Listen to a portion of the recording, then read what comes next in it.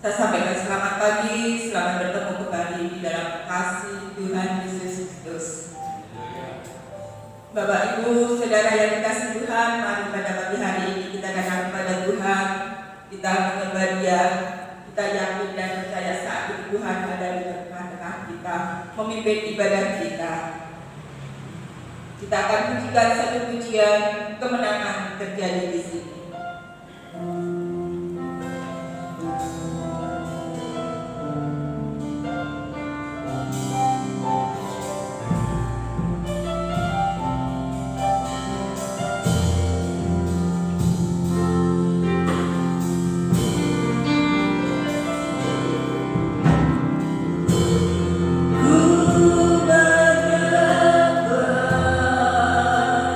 Dalam hidup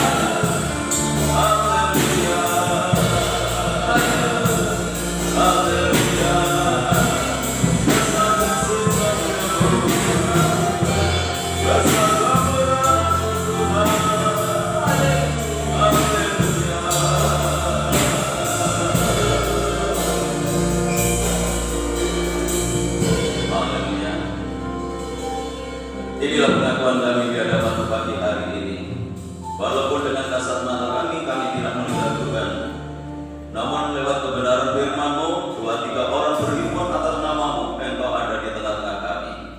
Kami percaya saat ini Kau hadir bersama dengan kami Tuhan, dan kami ingin lebih dalam lagi untuk mengenal kepada Tuhan. Kami ingin memberikan yang terbaik apa yang ada di dalam kehidupan kami, karena Tuhan sudah memberikan yang terbaik di dalam kehidupan kami. Kami bersyukur pada pagi hari ini kalau Tuhan memberikan kesempatan bagi kami, di mana kami boleh menghampiri tahta kasih karunia-Mu lewat ibadah yang Kau sediakan di dalam kehidupan kami. Mari Roh Kudus kuasai hati dan pikiran kami, sehingga tidak hanya lahiriah kami yang hadir di tempat ini, tetapi setiap hati dan pikiran kami tujukan hanya kepada Tuhan. Kami hanya ingin menyenangkan hati Tuhan pagi hari ini. Terima kasih Tuhan untuk memberkati ibadah ini, mulai dari awal hingga selesainya. Hamba-Hamba-Mu yang saat ini sudah mempersiapkan diri untuk melayani pekerjaan-Mu yang mulia ini, kami serahkan semua dalam tangan-Mu, baik leader, singer, pemain musik, petugas LCD, operator penayangan ini, maupun hamba-Mu yang akan menyampaikan kebenaran firman-Mu. Mari Tuhan, Engkau kuduskan kehidupan kami, dan pengurapan darah-Mu yang kudus boleh menyertai di dalam pelayanan kami, hingga pelayanan ini boleh berkenan di hadapan Tuhan, dan boleh menjadi berkat bagi sidang jemaat Tuhan. Saudara-saudara kami yang lain yang saat ini mungkin masih dalam perjalanan untuk mengikuti ibadah yang pertama ini, kiranya Tuhan jaga, lindungi, Tuhan sertai. Segera tiba di tempat ini bersama kami untuk memuliakan Tuhan. Dalam pekerjaan kuasa kegelapan yang ingin mencoba mengganggu jalannya ibadah ini, bahkan ingin merebut berkat Tuhan yang Tuhan sediakan lewat ibadah ini, kami menyatukan hati bersama jemaat untuk memanggil nama-Mu, yaitu di dalam nama Tuhan Yesus Kristus. Kalau kuasa-kuasa yang bukan dari Allah, kami tolak, kami patahkan kuasanya di dalam nama Yesus. Dan biarlah Roh-Mu yang kudus boleh menguasai tempat ini, menguasai hati dan pikiran kami, dan berkat Tuhan seutuhnya lewat ibadah ini menjadi bagian di dalam kehidupan kami. Tuhan berkati tiap gereja-gereja-Mu yang saat ini sedang mengadakan ibadah yang sama yang kami lakukan. Bagaimana Tuhan memberkati kami, Tuhan memberkati mereka semuanya, agar nama Tuhan dipermuliakan. Hanya di dalam nama Tuhan Yesus Kristus Kepala Gereja, kami serahkan segala doa kami buka ibadah kami pagi hari ini, dan yang siap untuk memuliakan Tuhan. Mari bersama kita katakan amin. Puji nama Tuhan. Saya yang tidak percaya kita semua saat ini adalah anak Tuhan yang rindu untuk melayani Tuhan, dan dengan pagi hari ini kita akan bersukacita memuji di dalam nama Tuhan Yesus Kristus. Kita merasakan keamanan dan kenyamanan di dalam Dia. Ku aman di dalam Tuhan.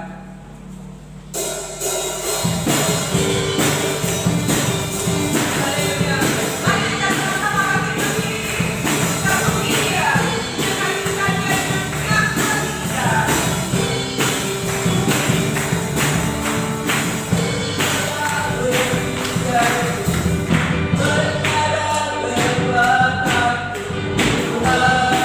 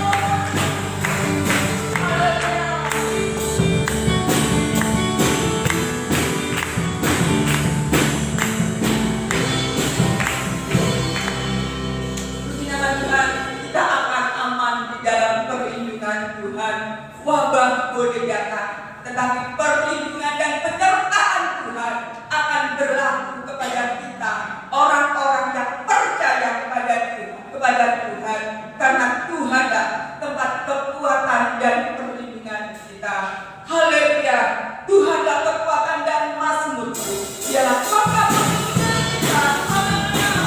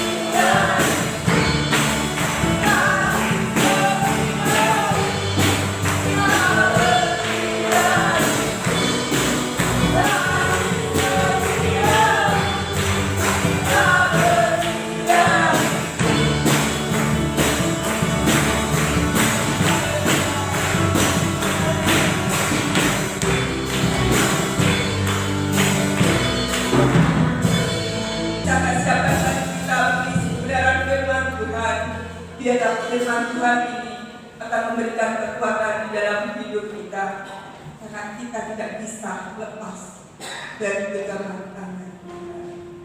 Yesus pegang erat tangan Tuhan, tidak dapat hidup di luar kasih. Haleluya.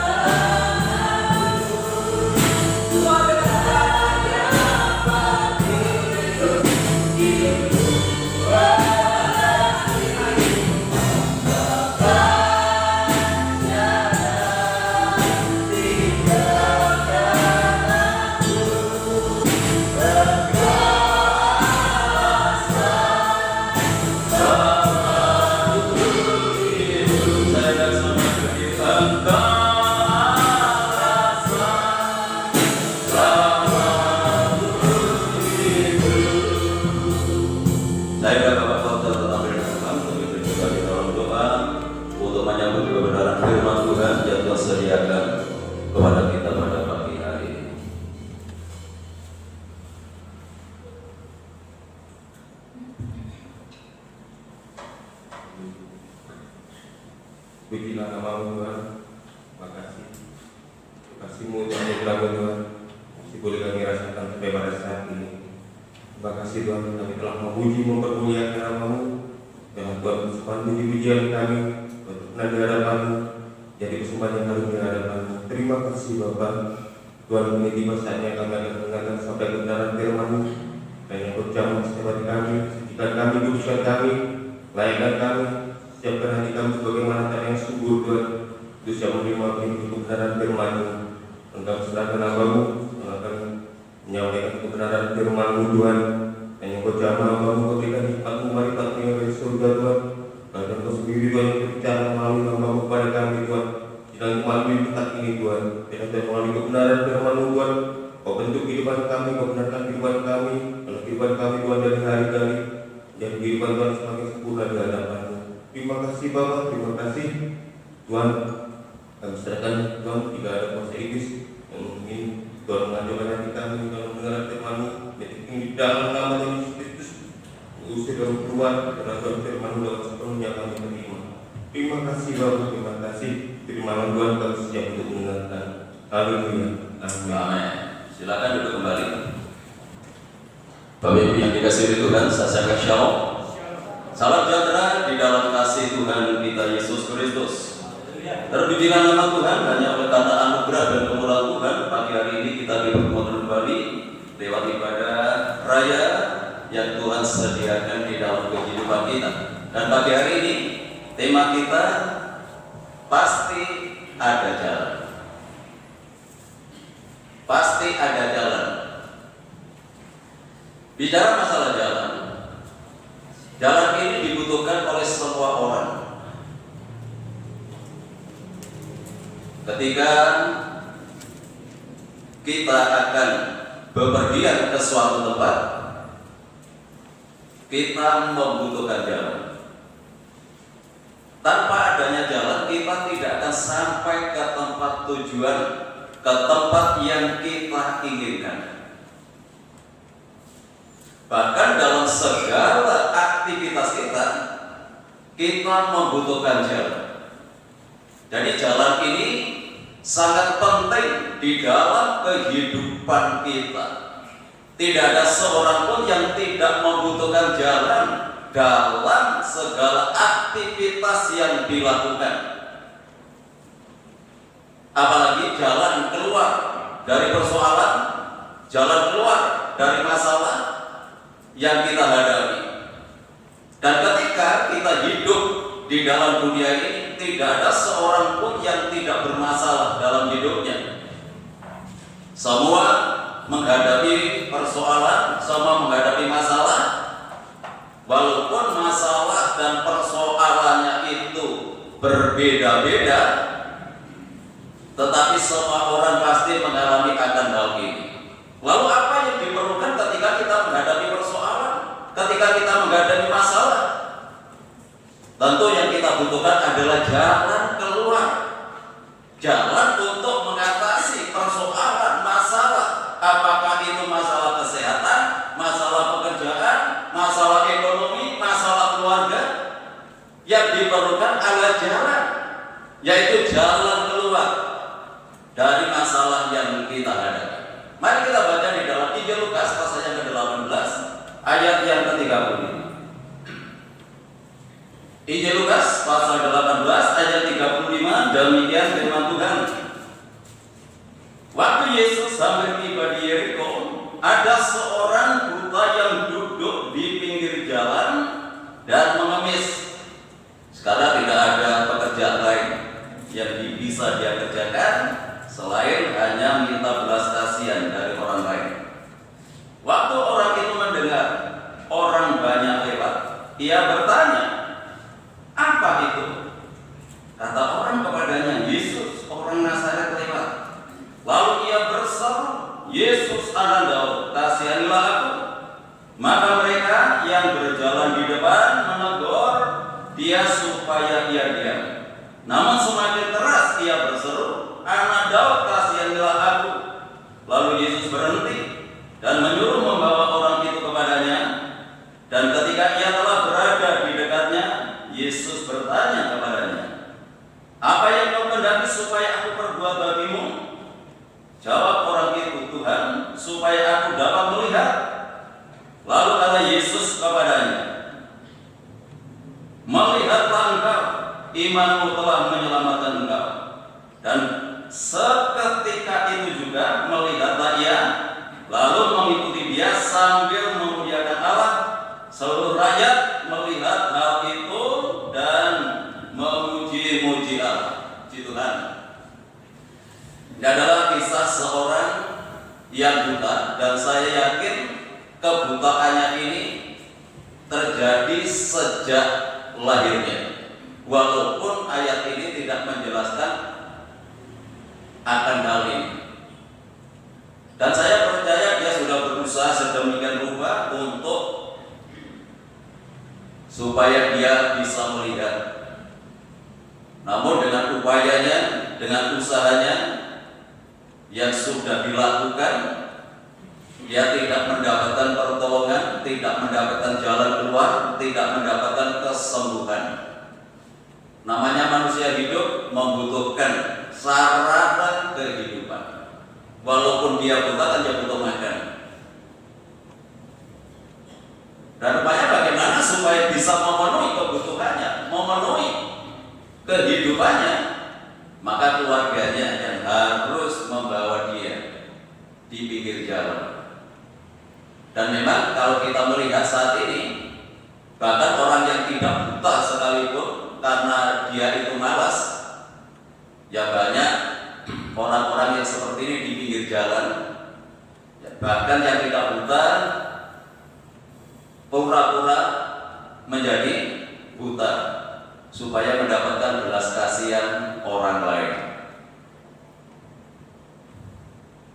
Dalam yang dikasih oleh Tuhan, sudah banyak hal yang sudah dikerjakan, banyak hal yang sudah dilakukan oleh orang buta ini. Nah, orang buta melukiskan orang yang tidak memiliki pengharapan memang dalam hidupnya. Apalagi yang diharapkan, apalagi sudah berusia sekian tahun, dia dalam kondisi, dalam keadaan yang seperti ini. Dia adalah orang yang tidak memiliki pengharapan di dalam hidupnya, kecuali hanya mengharapkan belas kasihan dari orang lain, hanya memenuhi kebutuhannya.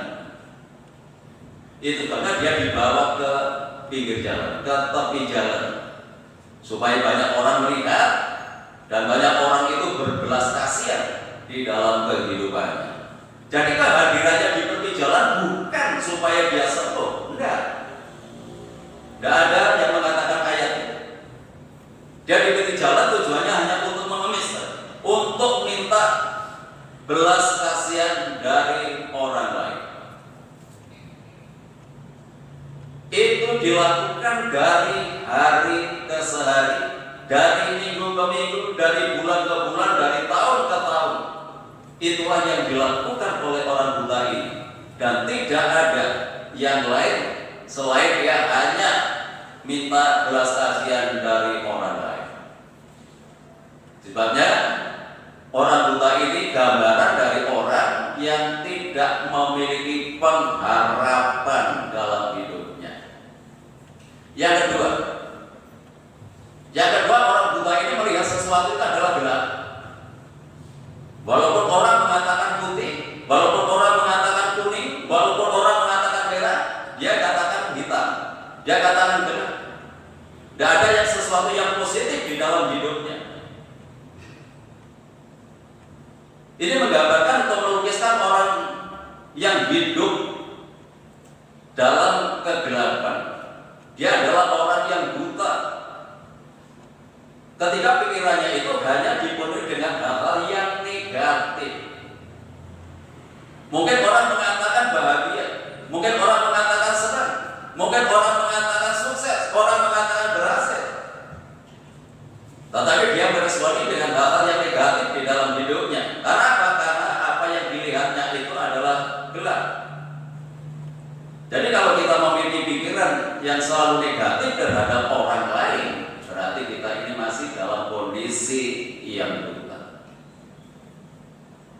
Dan memang tidak sedikit orang yang terjerat dengan masalah ini. Jadi tidak pernah positif. Nah, sebabnya dalam menghadapi segala situasi dan kondisi yang selalu berubah-ubah saat ini, biarlah kita tetap optimis, pikiran kita tetap positif. Apapun yang dikatakan orang mengenai situasi, mengenai keadaan saat ini, biarlah kita tetap optimis dalam menjalani kehidupan kita. Jadi kalau orang pikirannya hanya negatif, pikirannya tidak sembuh, pikirannya tidak sehat, pikirannya gagal, pikirannya tidak berhasil, itu yang akan terjadi. Tidak ada pikiran yang lain dari orang yang buta ini selain dia hanya mengharapkan belas kasihan dari orang lain. Tidak ada harapan untuk bisa sembuh, tidak ada harapan dia bisa pulih. Karena sudah sekian tahun dalam kondisi yang seperti itu. Yang ketiga, tadi sudah sampaikan, hanya minta belas kasihan orang lain. Jadi orang yang tidak berdaya guna. Jadi kalau orang itu walaupun punya daya, tetapi kalau daya itu tidak digunakan, ya sama saja. Ya sami mawon. Jadi kalau kita punya tenaga, kita masih bisa berdaya lari, daya kita gunakan. Selama hayat masih di kandung badan, jangan mengatakan saya sudah tua. Selama kita bisa, mari kita mengerjakan sesuatu. Mumpung kita masih ada kesempatan untuk bisa menggunakan daya kita ini. Karena ada hujat yang mengatakan bahwa hidup ini adalah kesempatan. Jadi hidup ini kesempatan. Apakah kita masih muda? Apakah kita setengah tua seperti saya ini? Muda enggak, tua ya belum. Tetapi kalau menurut aturan pemerintah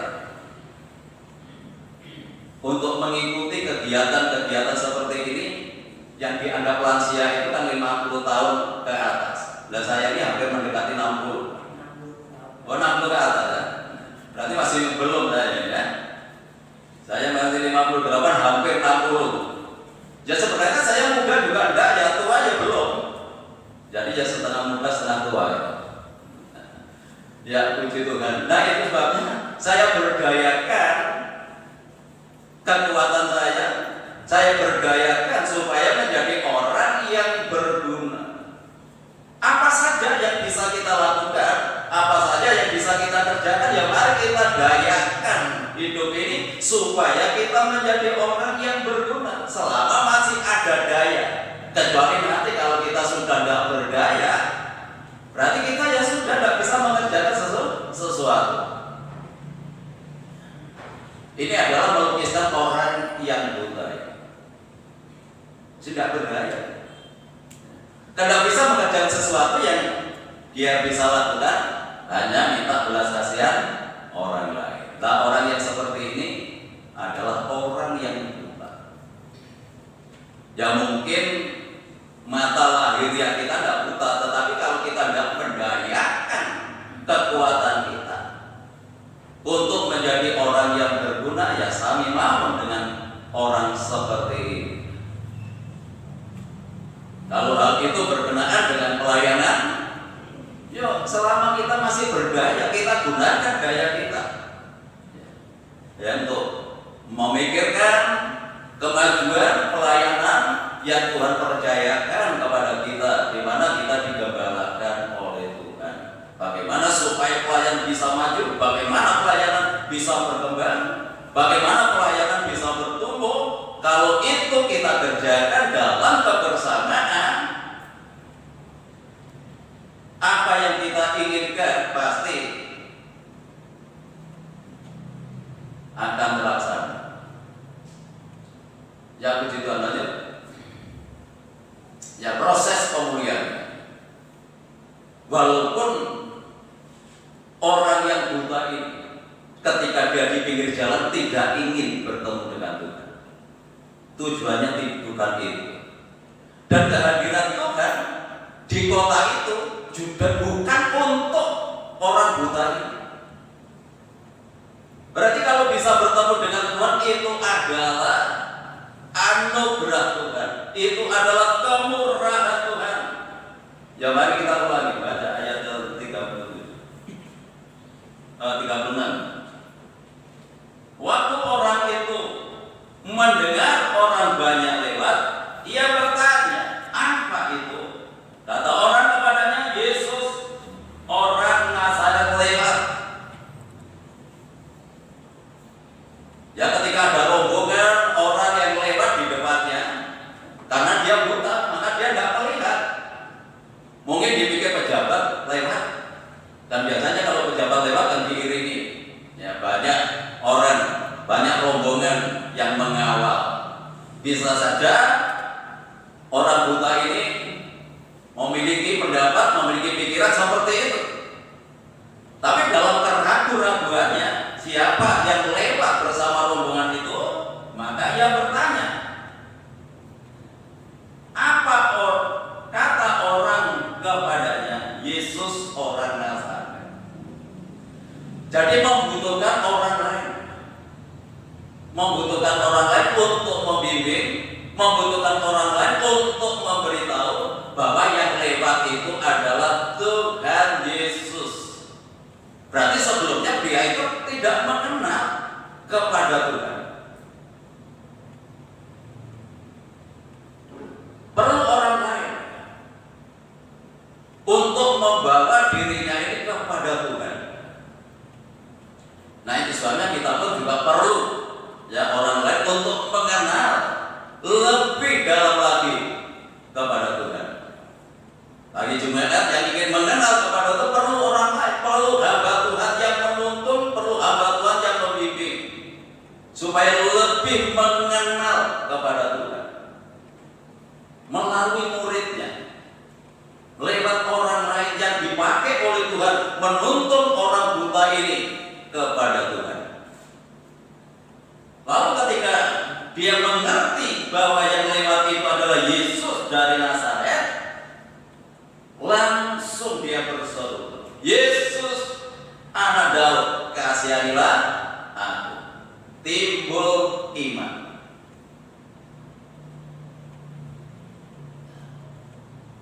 Iman itu datang dari mendengar. Di dalam Roma pasal 10 ayat 17, bahwa iman itu datang dari mendengar firman Kristus. Jadi kalau iman kita ini ingin maju, iman kita ingin bertumbuh, iman kita ingin dewasa, harus mendengar firman Tuhan, harus mendengar firman Kristus. Sama seperti orang yang buta ini, ketika dia mendengar bahwa yang lewat itu adalah Tuhan Yesus, timbul imannya, muncul percayanya, dan dia berseru kepada Tuhan, Yesus anak Daud, kasihanilah aku. Ada tindakan, tidak cukup mendengar. Kalau dia mungkin mendengar dia Yesus dari Nazaret terus menengahi, tidak akan sembuh. Kalau dia diam saja, tidak ada tindakan iman, dia tidak bisa keluar dari masalahnya, dari persoalannya. Kalau hanya sebatas mendengar. Tetapi tidak demikian orang buta ini. Walaupun sudah banyak kegagalan yang dialami dalam hidupnya, supaya dia bisa melek, supaya dia sembuh, tetapi ketika mendengar akan firman Tuhan, dia yakin, dia percaya bahwa Tuhan sanggup untuk melakukan di luar kemampuannya. Timbul percaya, timbul imannya, lalu ada tindakan, berseru kepada Tuhan. Hanya itu yang dia biasa lakukan. Memang tidak ada yang lain yang bisa lakukan kecuali dia hanya berseru kepada Tuhan, berdoa kepada Tuhan. Bapak Ibu yang dikasihi oleh Tuhan, ya, ketika kita banyak menghadapi masalah, banyak menghadapi persoalan, yang seringkali masalah kita itu malah justru mengalahkan doa kita. Saya ulangi, justru masalah kita mengalahkan doa kita. Yang seharusnya doa itu yang harus mengalahkan persoalan kita. Karena banyak masalah, banyaknya persoalan, sehingga kita tidak bisa berdoa. Kebanyakan anak Tuhan itu memiliki kondisi rohani yang seperti ini. Ketika banyak masalah malah justru tidak bisa berdoa, kalah dengan masalahnya. Nah, untuk mendapatkan jalan keluar ini masalah harus kita kalahkan dengan berdoa. Sekali tidak didengar, sekali tidak bicara, sekali tidak diresponi, ya saya lanjutkan. Setelah dia mengatakan, ya Yesus anak Daud kasihanilah aku, maka mereka yang berjalan di depan menegur dia supaya ia diam. Namun semakin keras ia berseru, anak Daud kasihanilah aku. Oh, ada tantangan. Yo, ayo. Tidak putus asa. Walaupun rombongannya itu ada yang melarang, ya, supaya tidak berseru, supaya tidak memohon kepada Tuhan. Dia menegur supaya dia diam.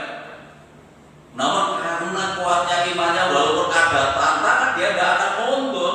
Dia tetap berseru. Malah dikatakan di sana lagi, semakin keras. Semakin keras untuk berseru kepada Tuhan. Sekali tidak didengar, malah justru ada orang yang melemahkan, ya, disuruh diam. Ya kalau orang gak ada semangat, dia semangatnya aja. Mau disuruh diam.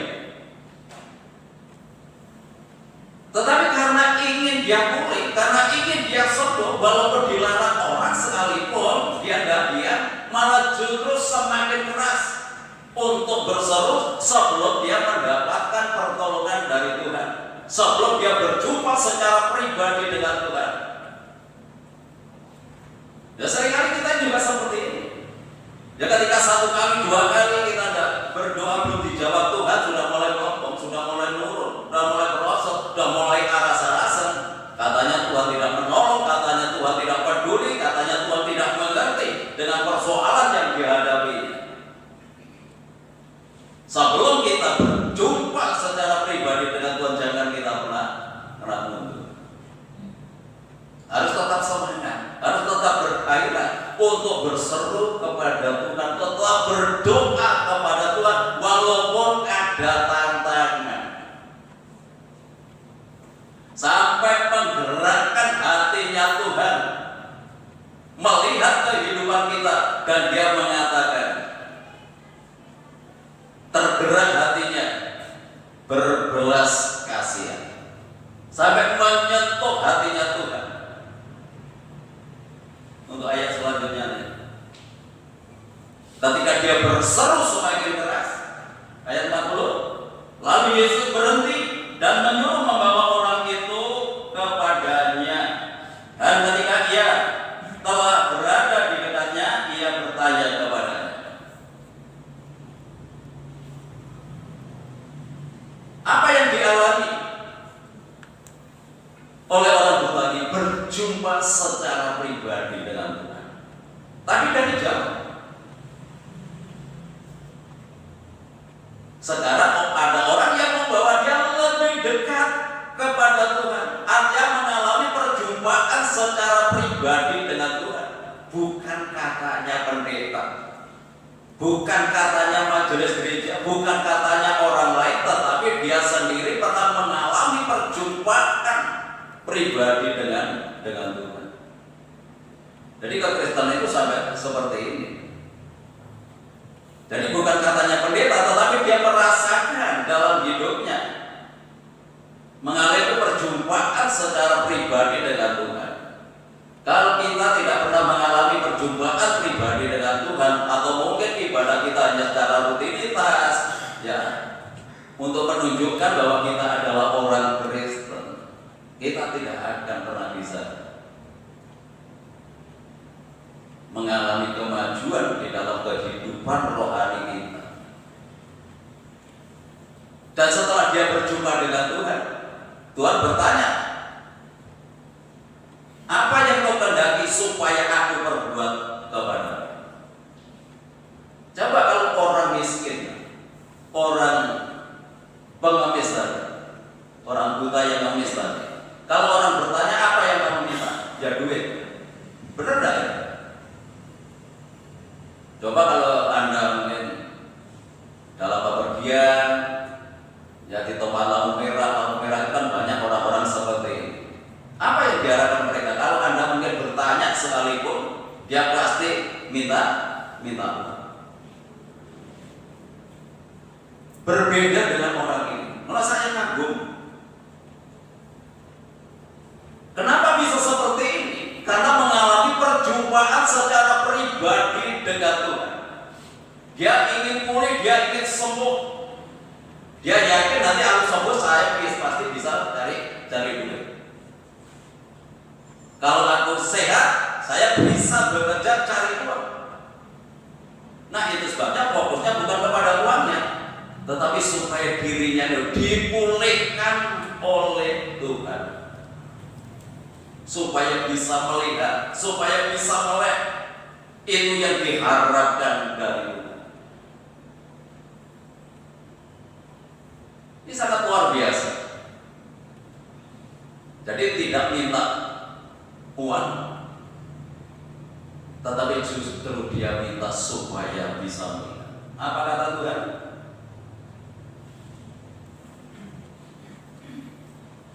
Ayat 42. Lalu kata Yesus kepadanya, melihatlah engkau, imanmu telah menyelamatkan engkau. Dan seketika itu juga melihatlah ia, lalu mengikuti dia sambil memuliakan Allah. Seluruh rakyat melihat hal itu dan memuji-muji Allah.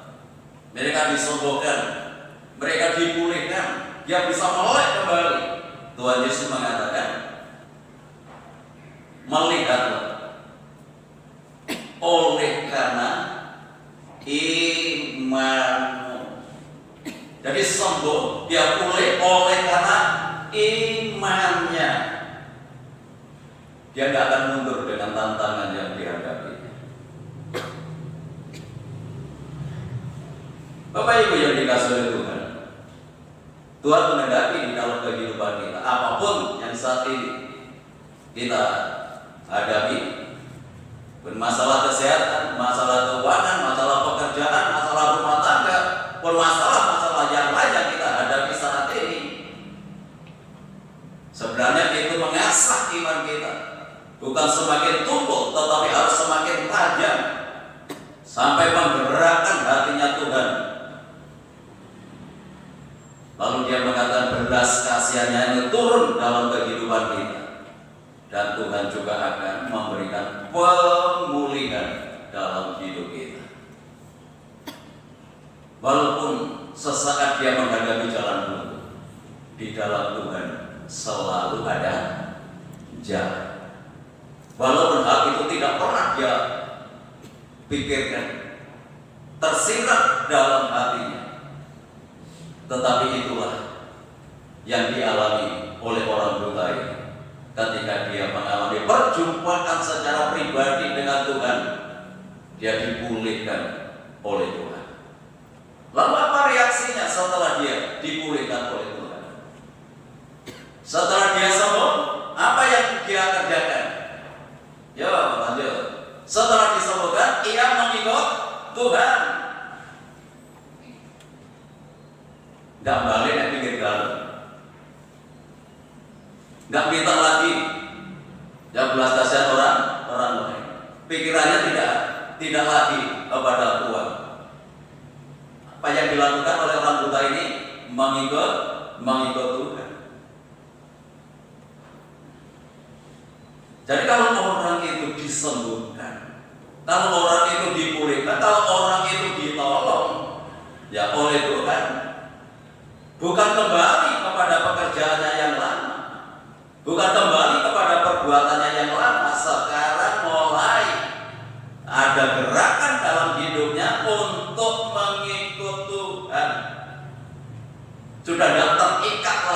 dengan masalah Tuhan. Dia mulai membantu dalam pelayanan. Saat itu kalau Tuhan Yesus pergi ke daerah yang satu ke daerah yang lain itu untuk melayani. Jadi kalau orang yang buta ini disembuhkan, dia mengikut Tuhan, membantu dalam pelayanan Tuhan, berarti dia itu melayani. Coba ketika dia buta, tidak pernah itu tersirat dalam pikirannya. Apalagi dalam masa pandemi seperti ini, apa yang kita pikirkan? Apa yang dipikirkan banyak orang? Supaya pikirannya supaya dia cukup kebutuhan. Tidak salah. Tetapi pikiran kita jangan hanya dipenuhi dengan supaya cukup dan cukup. Percayalah, selama kita mau dan mengerjakan apa yang jadi bagian kita, Tuhan pasti akan menolong hidup kita.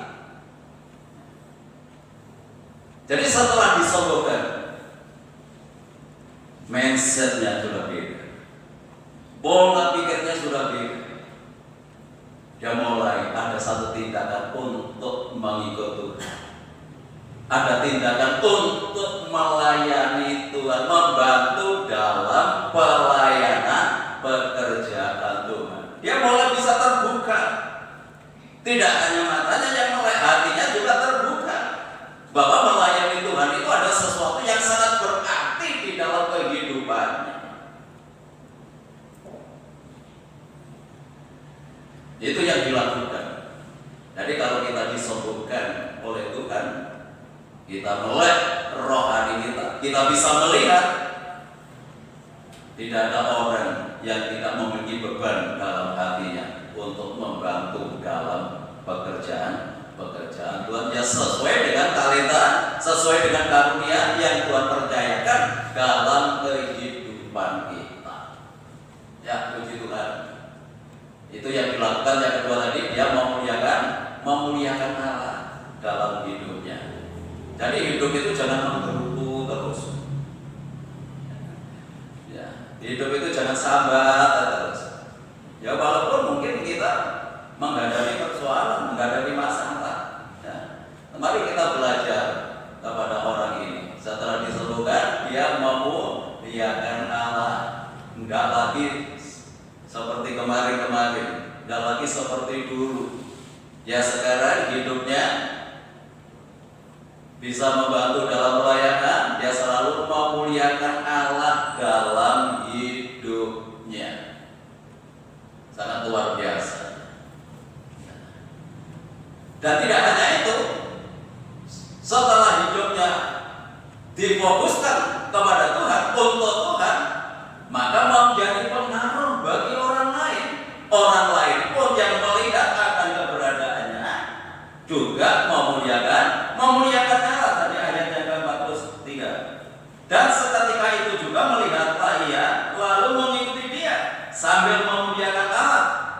Seluruh rakyat melihat hal itu dan memuji-muji Allah, menjadi pengaruh yang positif, menjadi dampak di tengah-tengah masyarakat, di tengah-tengah komunitas, di tengah-tengah lingkungan di mana Tuhan tempatkan kehidupan kita, supaya lewat kehidupan kita yang sudah dipulihkan, yang sudah disembuhkan oleh Tuhan, maka kita menjadi pengaruh di mana orang itu bisa memuliakan Allah lewat kehidupan kita.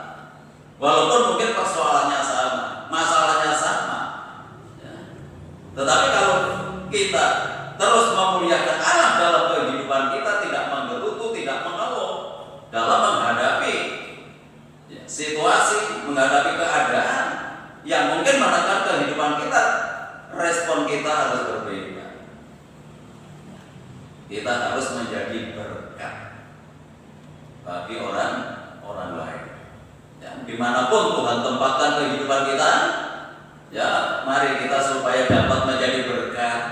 Ya, paling tidak di tengah-tengah lingkungan, di tengah-tengah masyarakat di mana Tuhan tempatkan kehidupan kita, supaya nama Tuhan itu dipermuliakan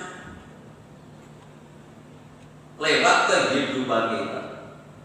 Orang tidak akan memuliakan dengan sendirinya.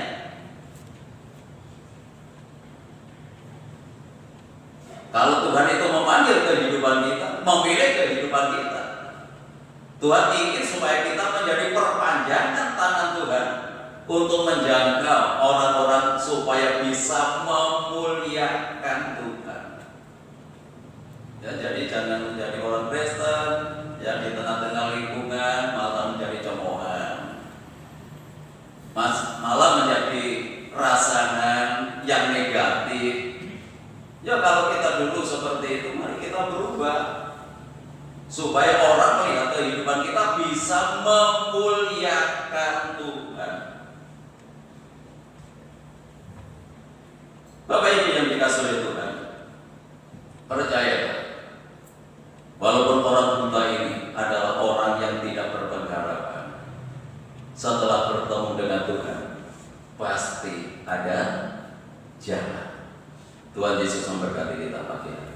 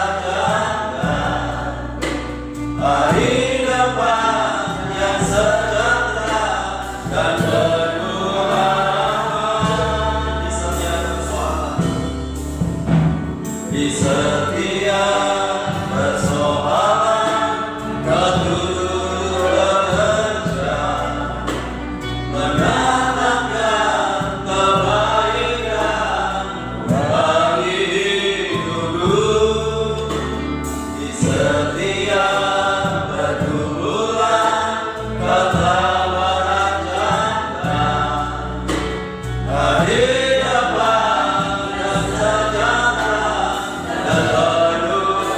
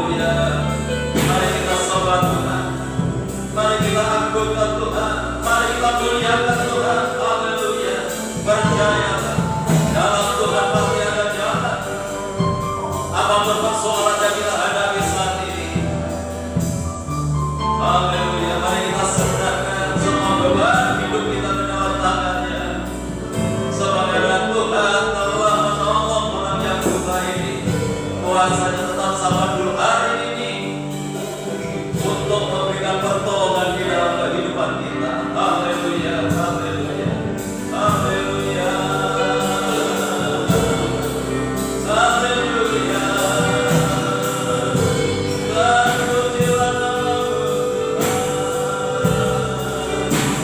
dan pujilah Tuhan. Haleluya.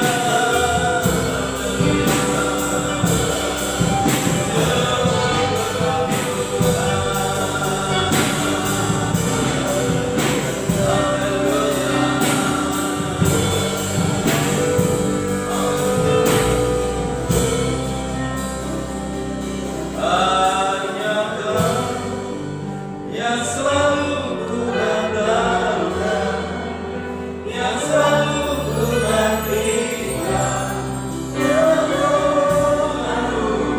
Ternyata bagiku hanya Kau yang selalu ku andalkan, yang selalu ku nantikan. Selama ku berjuang, mujizat pasti terjadi. Haleluya. Saya dan Bapak Bambang tentang ke depan untuk pimpin kita di dalam doa. Haleluya. Haleluya. Haleluya. Haleluya. Haleluya. Haleluya. Terima kasih. Kembali kami datang mengucap syukur dan terima kasih buat pengajaran firman pada saat pagi hari ini Tuhan, yang menjadi kekuatan di dalam kehidupan kami. Dan bila mana saat ini Tuhan kami menghadapi yaitu kebutaan rohani kami Tuhan, yang sering yaitu menganggap yaitu terima kasih Bapa kami surga, tidak memiliki pengharapan di dalam kehidupan kami, menganggap semua itu gelap Tuhan, tidak memiliki pikiran yang positif Tuhan. Biarlah saat ini Tuhan kami yaitu mampu melakukan firman Tuhan, kami menghadap kemuliaan kepada Engkau Tuhan, mohon kemuliaan kepada Engkau Tuhan melalui kebenaran firman Tuhan yang menjadi kekuatan iman di dalam kehidupan kami Tuhan, supaya mengubah hidup kami Tuhan, supaya berkenan di hadapan Engkau Tuhan. Biarlah saat ini Tuhan kami mendekatkan diri kepada Engkau Tuhan, yaitu berdoa kepada Engkau Tuhan, supaya kami yaitu untuk bisa berjumpa dengan Engkau secara pribadi Tuhan. Dan saat ini kami Tuhan, bila mana dipulihkan dalam kebutaan rohani kami Tuhan, kami ingin memuliakan Tuhan, mengikut Tuhan, dan supaya menjadi berkat bagi orang lain Tuhan. Terima kasih Bapa kami yang di surga, biar kuasa Roh Kudus yang memampukan dalam kehidupan kami, supaya kami mampu melakukan akan kebenaran firman Tuhan. Terima kasih Bapa kami yang di surga. Saat ini kami menyalakan hamba-Mu yang sudah menyampaikan sabda kebenaran firman Tuhan. Engkau urapi yaitu segala persiapannya, Engkau tambah-tambah hikmat akabur daripada Engkau Tuhan. Engkau memberkati kehidupannya, Engkau memberkati pelayanannya, dimanapun hamba-Mu ini melayani supaya menjadi berkat bagi jemaat yang dilayani. Terima kasih Tuhan. Inilah doa permohonan kami yang kami alasannya di dalam nama Tuhan Yesus. Haleluya. Amin. Amin. Silakan. Bapak Ibu yang dikasihi Tuhan, ada beberapa hal yang perlu saya sampaikan yang berkenaan dengan kegiatan ibadah. Besok sore tetap ada ibadah doa di tempat ini jam 17.30. Hari Selasa wanita ibadah di rumah lewat tuntunan YouTube Bukit Sion. Hari Rabu ada ibadah PA di tempat ini tetap jam 6 sore. Terima kasih untuk perhatiannya. Persembahan tatangan minggu yang lalu berjumlah Rp1.375.000. Dan saya harapkan besok sore dan setelah ibadah doa untuk semua majelis dan semua pengurus diakonia yang pria saja, karena kita akan agenda kita adalah merencanakan pembangunan tempat lampari. Jadi besok sore saya harapkan semua bisa hadir untuk majelis gereja maupun pengurus diakonia yang pria saja. Terima kasih untuk perhatiannya. Kita nanti berdoa untuk saudara Andika dengan Devi tanggal 8 Agustus masuk dalam pernikahan di tempat ini. Lalu tanggal 8, 16, 14, 15 ya lagi.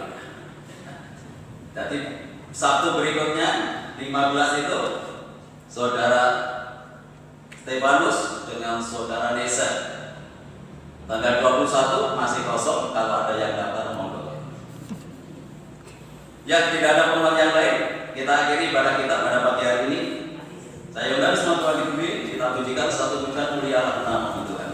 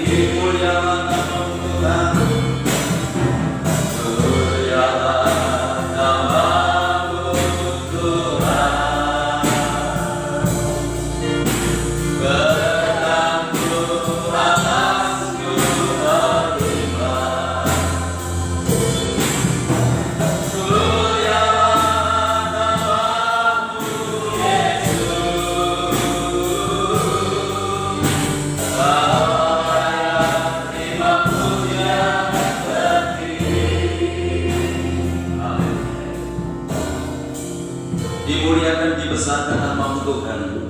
Kau layak menerima segala kebesaran dan kehormatan.